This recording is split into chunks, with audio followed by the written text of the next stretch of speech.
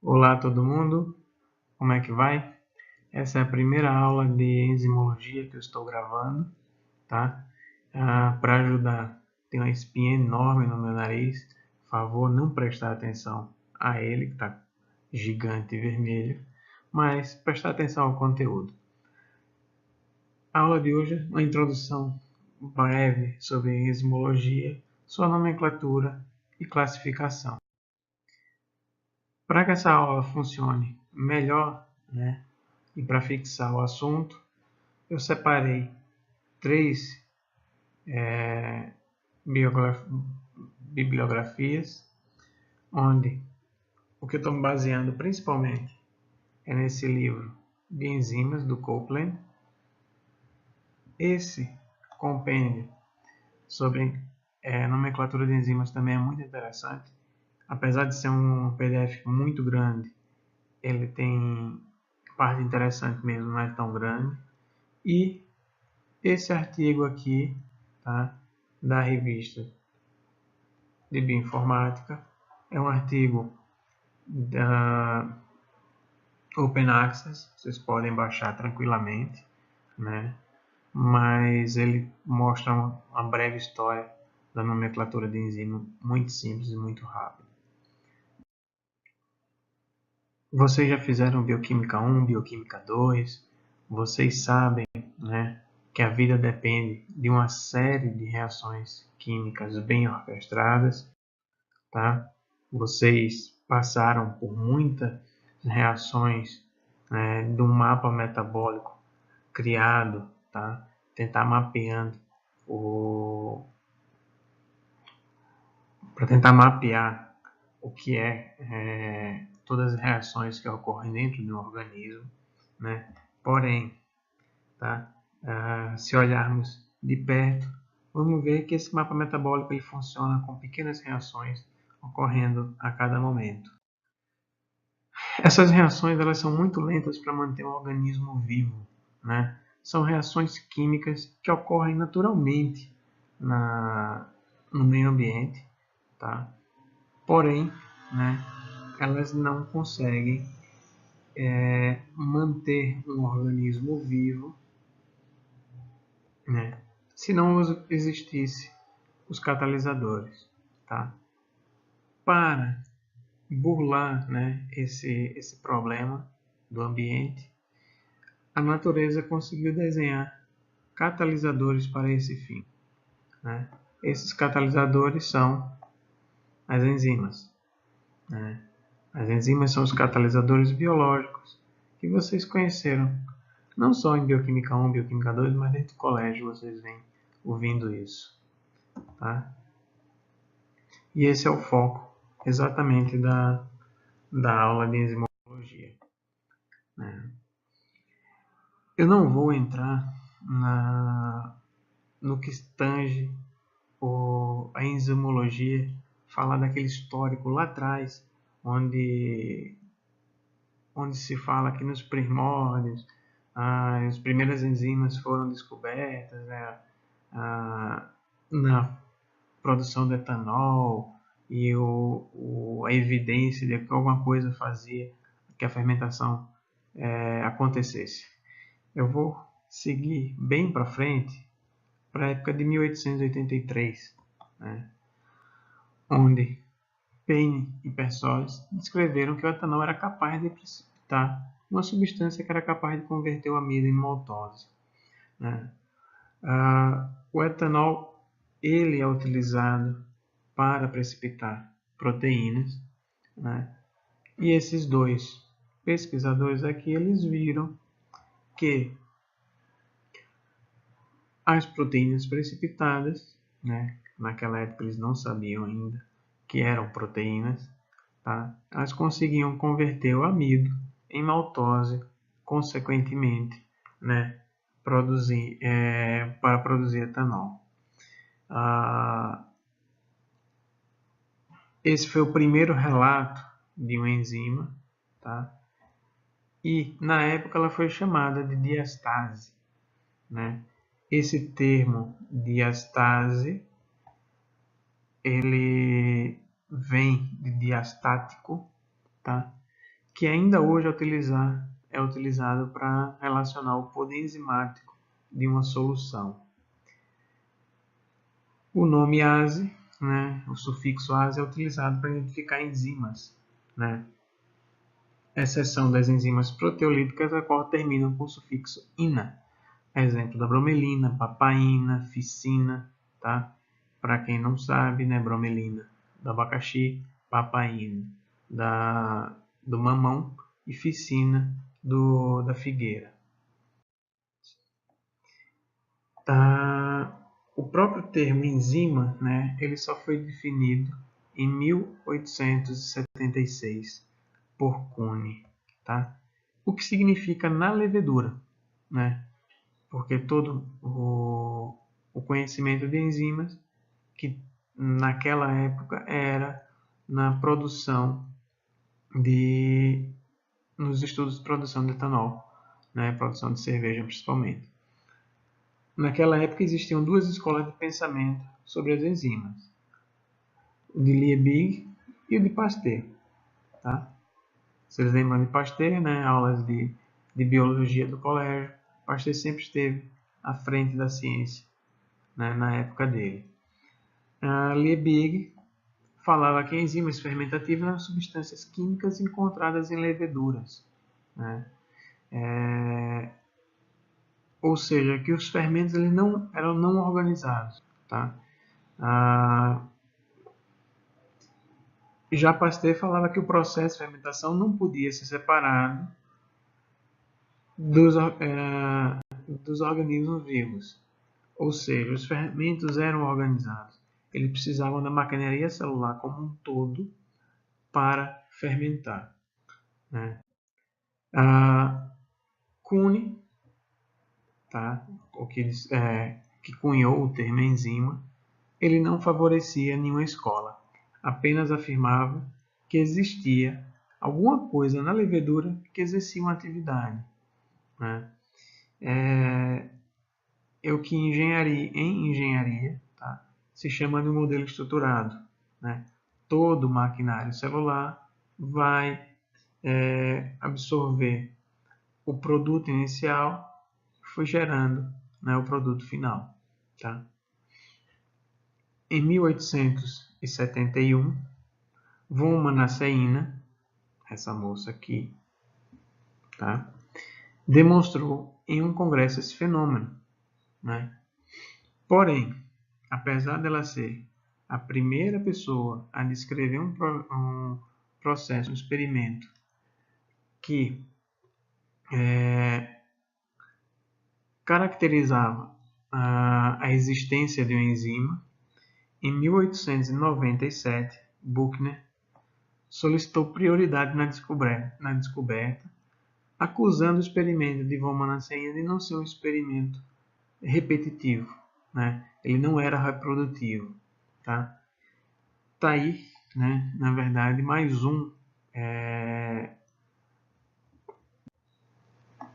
uma injustiça, né, com uma pesquisadora do sexo feminino, tá? Lembrem-se da dupla hélice. Como eu estava falando no começo, né, a vida depende de uma série de reações bem orquestradas, né? Em condições normais, tá? Em condições de pH, temperatura similares às condições celulares, né, as reações químicas para a vida são bem improváveis, né? O tempo de reação, de produção do substrato, conversão do substrato em produto, né, ele é muito lento para que a vida seja possível, tá? As reações biológicas elas vão obedecer os mesmos princípios das reações químicas, tá? Porém elas são mais rápidas, né? Vamos ver, por exemplo, essa reação aqui, tá? Onde o gás carbônico e água, né, vão ser convertidos, né, vão reagir produzindo ácido carbônico. Essa é uma reação reversível, né? O equilíbrio da reação ele vai tender para um lado ou para o outro de acordo com a concentração de substrato ou de produto. Quando essa reação ela não é catalisada por nenhum catalisador, sua velocidade é de 1,3 vezes 10 a menos 1 por segundo. Ou seja, é uma reação que ocorre em condições normais em tempo relativamente baixo. Já quando ela é catalisada pela enzima anidrase carbônica, a sua velocidade sobe, né, para 1 elevado a 10 a sexta por segundo. Ou seja, a produção é muito mais rápida. Os catalisadores biológicos aqui, né, são as enzimas, tá? Elas permitem que as reações aconteçam em tempo útil, né, útil para que a célula possa utilizar aquele substrato o mais rápido possível, né? Ela possui uma alta eficiência e um grande poder catalítico, né? Quando comparado com o melhor catalisador químico, né? Por exemplo, a platina é o melhor catalisador químico conhecido atualmente, né? Ela consegue ainda ser 100 vezes mais lenta que uma reação catalisada por enzima. Tá? É de praxe falar que as enzimas atuam em condições reacionais brandas. Por quê? As enzimas têm uma certa instabilidade térmica. Quanto maior a temperatura, mais rápido elas tendem a se desestabilizar. Ou quando utilizado pHs extremos, também tendem a se desestabilizar. Porém, né, essa afirmação não é uma afirmação tão correta ultimamente, tá? Devido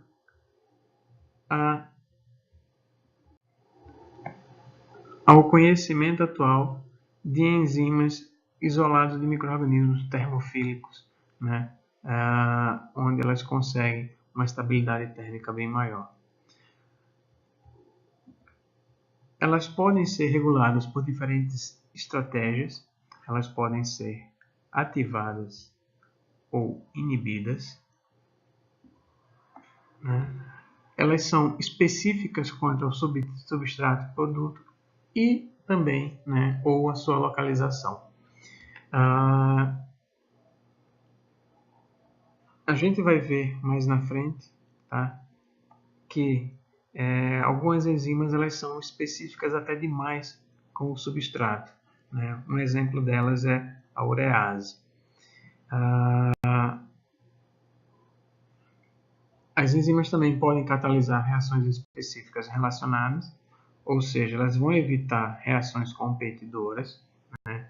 Consequentemente, vão remover aquele produto, né, intermediário do processo, levando o equilíbrio da reação para o outro lado, né, e diminuindo assim a competição, né? E elas também, né, vão converter diferentes tipos de energia.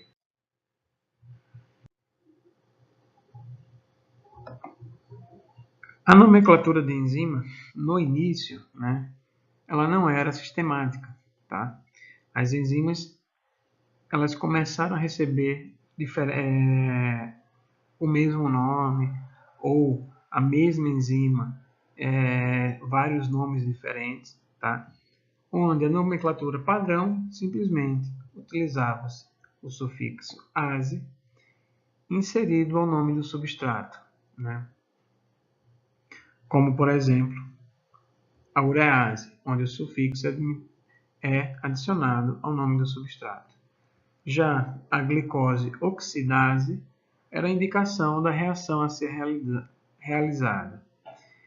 A rodanase hoje é chamada de tiosulfato sulfotransferase, né? O nome dela não tem nada a ver com a sua reação. E a barnase é uma ribonuclease de bacilos amiloliquefacienses, tá? Essa forma de nomear enzimas, né, ajuda a deixar a área mais esotérica, né? você tem nomes que não condizem diretamente com aquela atividade, porém deixa o negócio mais bonito, né? Porém, o grande problema é que, com o aumento do número de enzimas descobertas, necessitava-se do desenvolvimento de um método.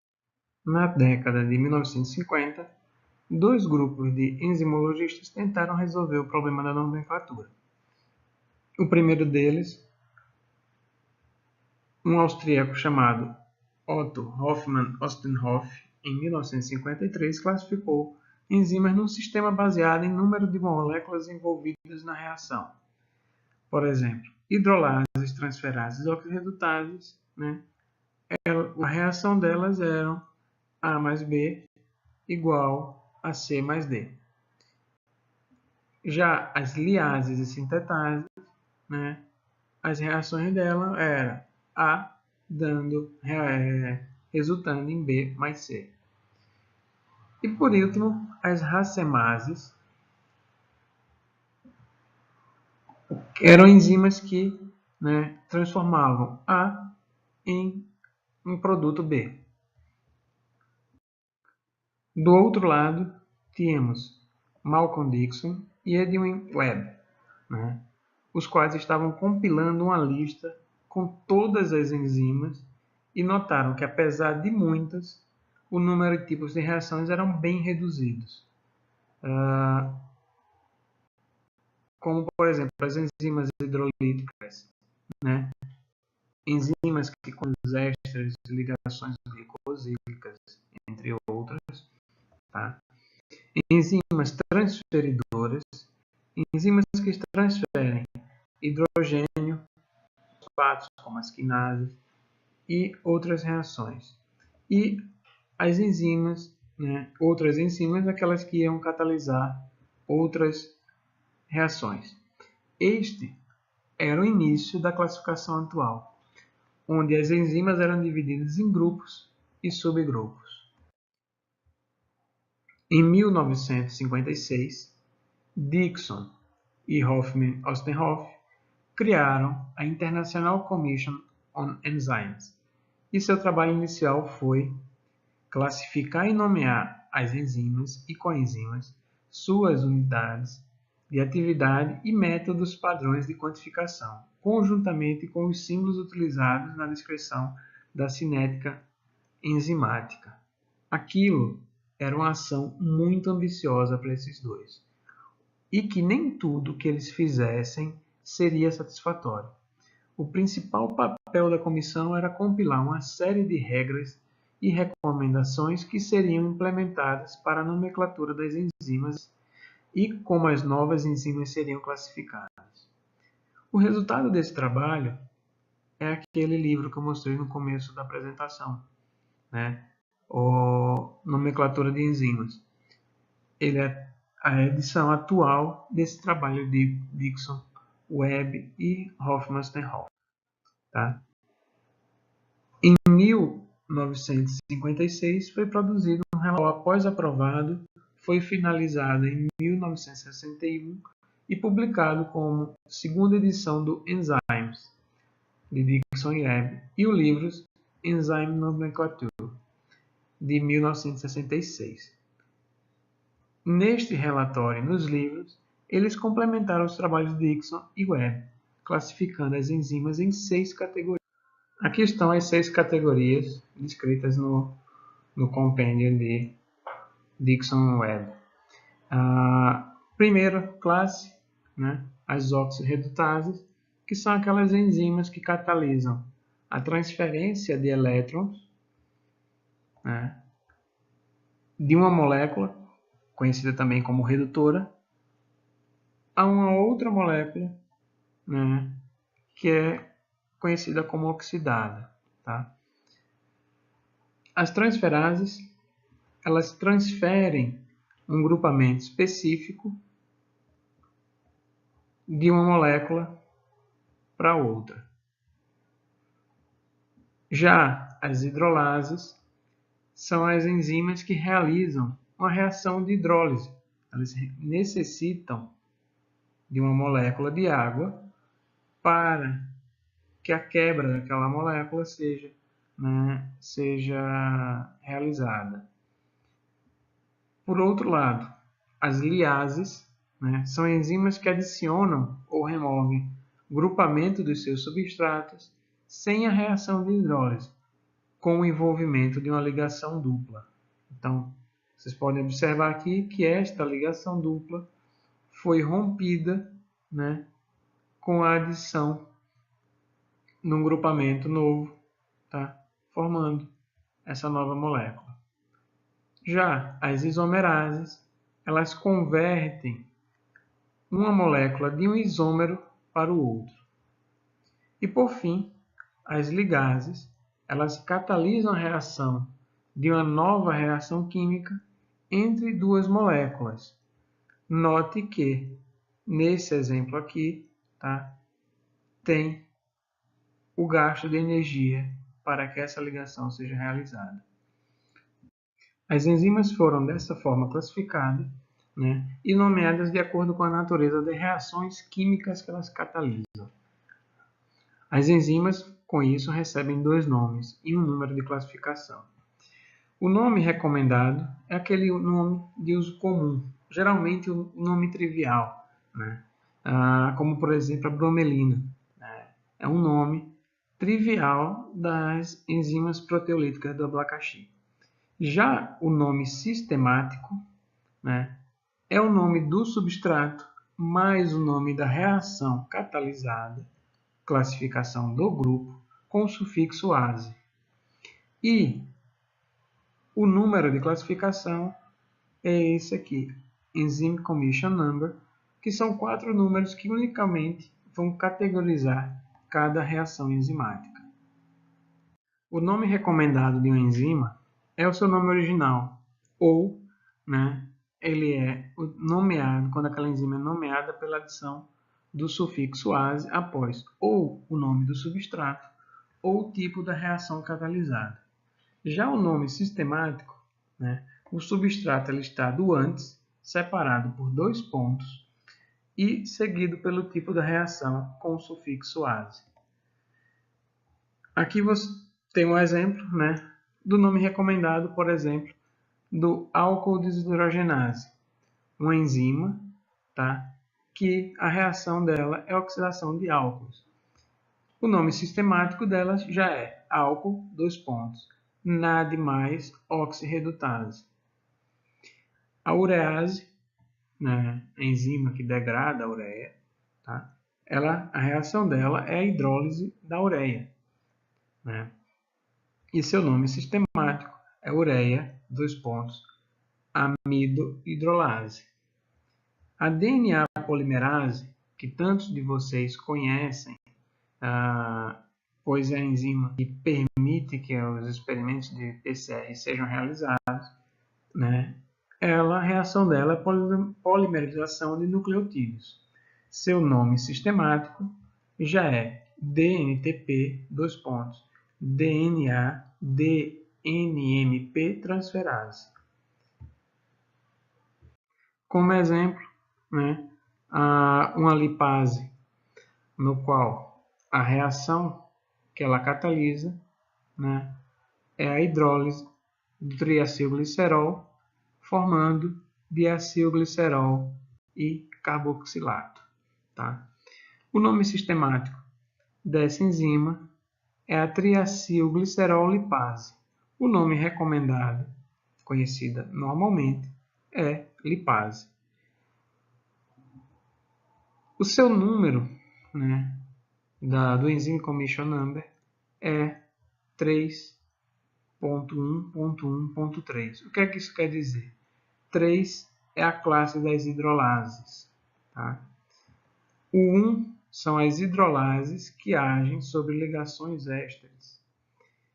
O outro 1 são as hidrolases que agem sobre ligações ésteres de ésteres carboxílicos. A partir dali, você tem 1, 2, 3, 4, 5, 6, 7, vai na sequência, onde essa sequência é o número serial da enzima. essa lipase foi a terceira a ser adicionada à listagem de enzimas, consequentemente ela é a 3. As enzimas, elas se diferenciam dos catalisadores químicos devido à formação do complexo enzima-substrato numa orientação favorável. O que é que isso quer dizer? Que este complexo, né, ele vai diminuir a energia de ativação, tá? Estabilizando o estado de transição para a formação do produto. Um catalisador químico comum simplesmente ele reduz a energia de ativação para que a reação da conversão do substrato em produto seja diminuta. Já a enzima ela vai se ligar ao substrato, formando um complexo enzima-substrato que vai converter esse substrato em produto, formando dessa forma um complexo enzima-produto, o qual é liberado, né, em enzima mais produto, e esta enzima ela é mantida no seu formato original, sendo conservada para que a reação possa ocorrer novamente. Com isso, né, as enzimas elas não alteram o equilíbrio de uma reação. O equilíbrio da reação, tá, ele é dado pela razão entre a concentração dos produtos de uma reação dividido pela concentração dos produtos dos substratos de uma reação. Aqui a gente pode cortar a enzima nos dois lados, e o que vai determinar o equilíbrio da reação é apenas a concentração de produto substrato, né? O equilíbrio é desfavorecido pela concentração de um e do outro, consequentemente, o consumo do produto ou o consumo do substrato vai levar essa reação para um lado ou para o outro. As enzimas apenas vão acelerar ambos os sentidos da reação, né, pelo mesmo fator. O complexo enzima-substrato só é possível devido ao sítio ativo da enzima, né? Esse sítio ativo ele participa diretamente na formação do complexo enzima-substrato. É uma pequena porção da enzima, tá? A enzima sendo uma macromolécula proteica, né? E ele interage com o substrato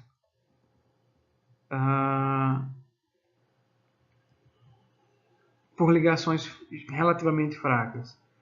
O sítio ativo é um microambiente, né? Ele seleciona substratos complementares, né, à sua geometria. Ele tem uma especificidade eletrônica e geométrica com o substrato e ele é influenciado nas propriedades das cadeias laterais da proteína, né? Os sítios ativos também são quirais, ou seja, elas são estereoespecíficas, tá? E existem vários tipos de interações da enzima com o substrato. Entre eles, forças de Van der Waals, forças eletrostáticas, pontas de hidrogênio, interações hidrofóbicas. Como eu estava falando, o sítio ativo ele é uma parte pequena da enzima, né? Aqui um exemplo de um substrato sendo ligado ao sítio ativo, onde tudo isso aqui é a enzima e o seu sítio ativo é apenas esse pedaço aqui no meio, tá? Aqui nessa outra imagem, né,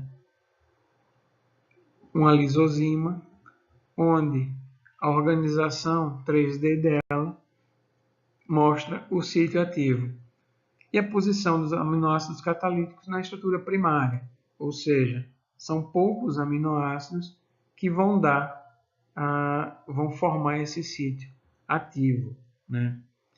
Ela consequentemente é uma pequena porção, tá? E eles contam com aminoácidos ou grupamentos catalíticos, né? Como eu já havia falado, provenientes de diferentes posições na estrutura primária da proteína, né? A forma 3D de uma proteína, da enzima, né? Que vai fazer com que esses aminoácidos vão se posicionar, né, formando o sítio ativo. Relembrando, tudo que vocês aprenderam na escola, até entrar na universidade, foi que as enzimas elas funcionam como uma chave fechadora, né? O substrato é totalmente complementar ao sítio ativo da enzima, tá? Os sítios ativos eles são pré-formados na estrutura da enzima. Só que esse modelo chave fechadura é apenas um modelo mais simples para que seja mais fácil passar a especificidade da enzima, né? Ele está totalmente errado. Não adianta imaginar ele, colocar na sua cabeça que ele é o certo, porque não é.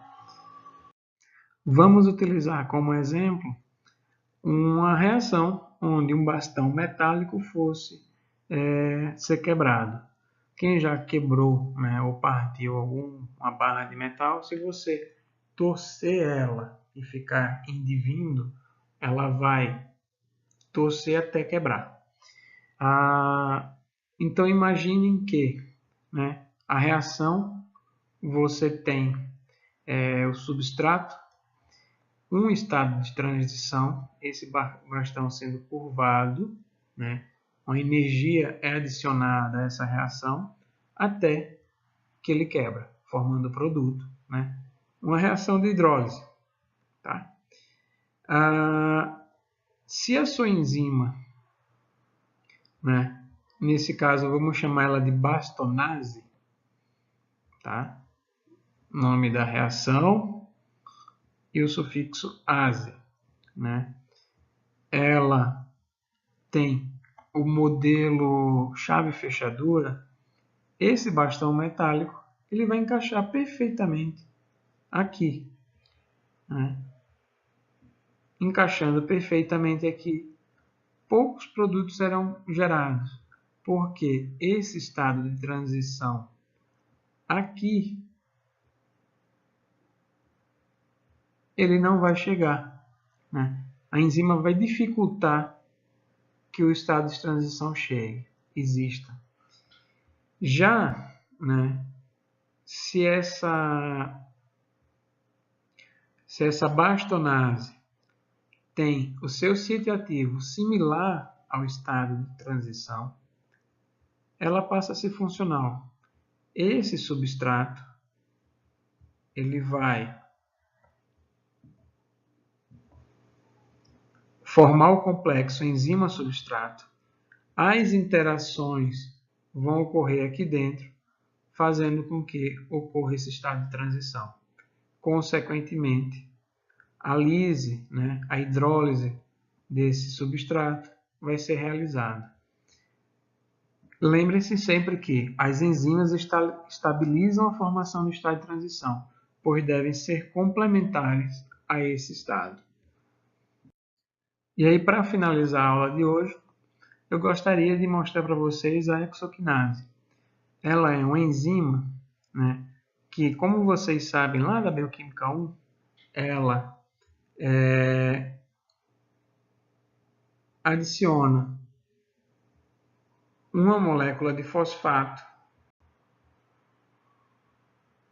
à molécula de glicose, iniciando assim vamos parar isso aqui.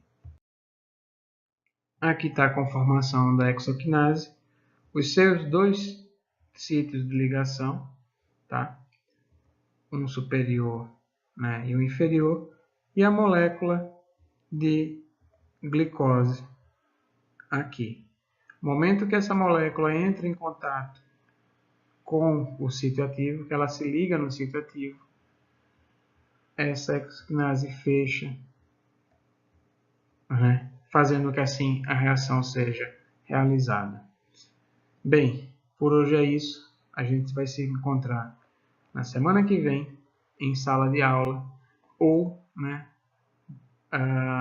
uma nova nomenclatura, local de aprendizagem. Até mais, pessoal. Uma boa semana para vocês.